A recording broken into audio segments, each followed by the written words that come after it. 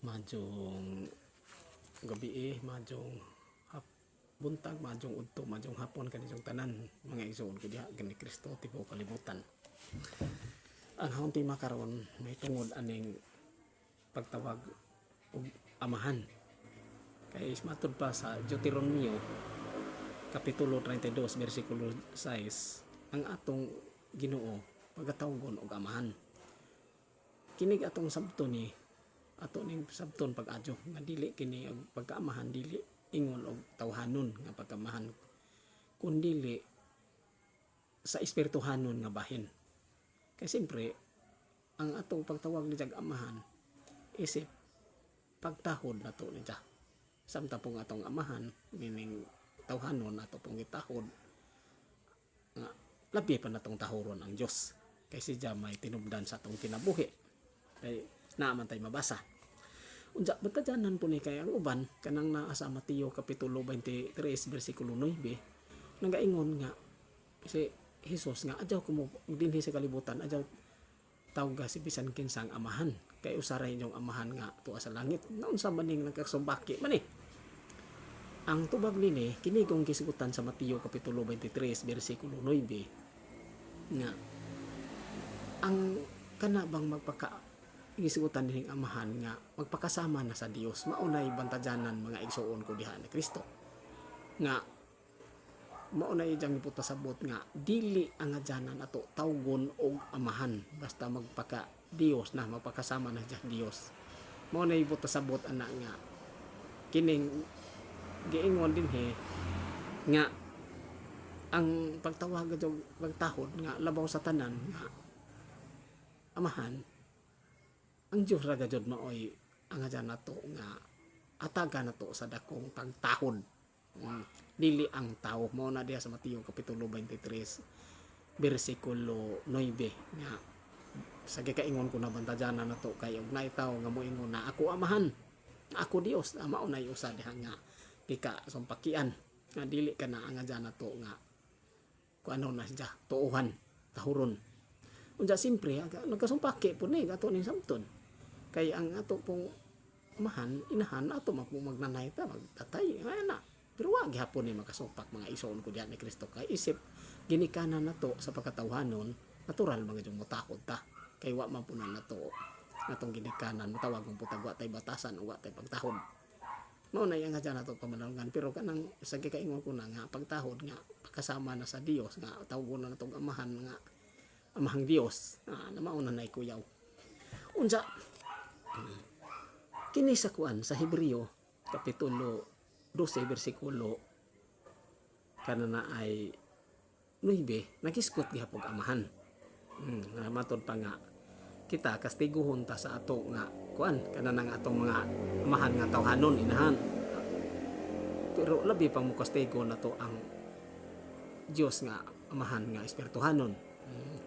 Sabot pasabot ani San Pablo nga ang atong tawhanong inahan mga amahan mo kastigo na to ay si pagpahinumdom na to nga kita masadyop ta labi pa pud ang Dios nga mo kastigo na to nga kanang mahiladyo na ta kay ang Ginoo mo kastigo po na to mo latos po na to sa dili ingong literal nga latos kun dili sama nang masakita yun na mao na diha nga mo na ipapaagi po sa Ginoo nga kita nahiladyo na nga arong mahibalik po ta nato ni ja pagpahinumdom lakton pag-istorya. Unsa si kuan diha sa kuan kanang 2 Hari kapitulo ikaduhang basahon sa mga Hari kapitulo 2 bersikulo 12 nga si kuan po din si Elias ni propeta Elias gitawag po ni kuan kanana ay ni Eliseo og amahan.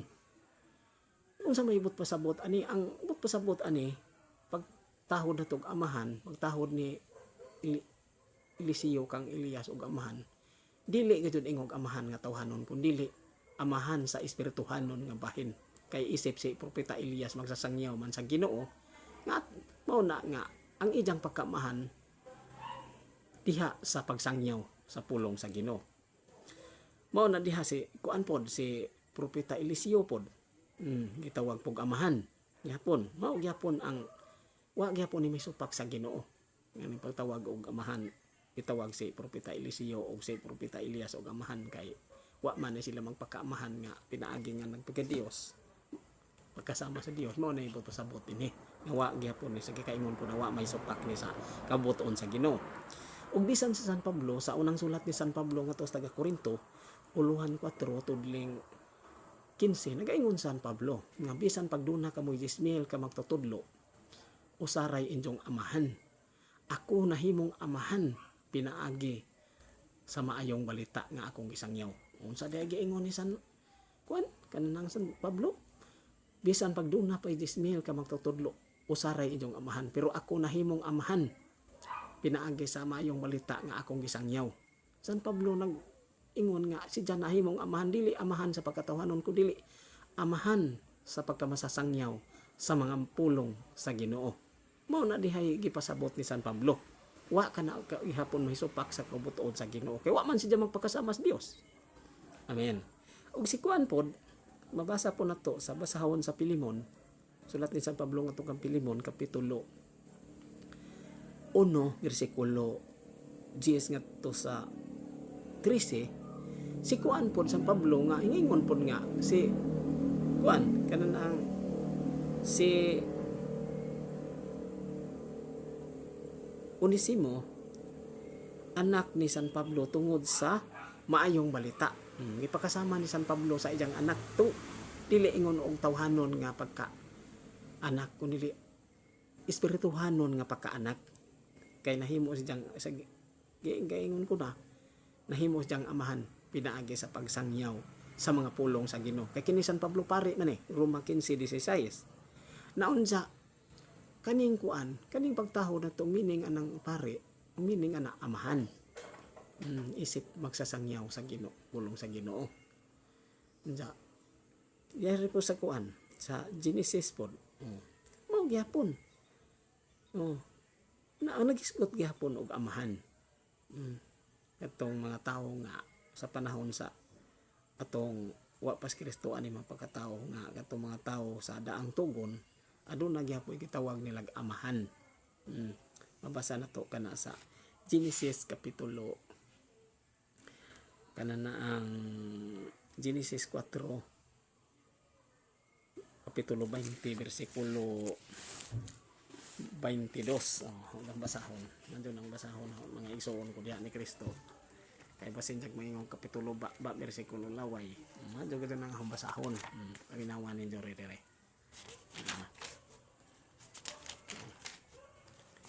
4 kapitulo 4 bersikulo 22 20 ngadto 22 si Ada nanganak kang Habal nga mao ang amahan sa mga nagbuhig kahayupan. Naon sa na amahan nga nagbuhig kahayupan nagpuyo sa mga tulda. Ang ngalan sa iyang isuon mao si Hubal nga mao ang amahan sa tanang musikiro. Mamahalaw gyapon gitawag og amahan pero dili gayud ingon og kana ang sabto na to nga ang gisgutan dinhi pagtahod ka ng amahan dili ingon og amahan nga gipakasama sa Dios gyapon mao ni punto dinhi sa basahon sa Genesis.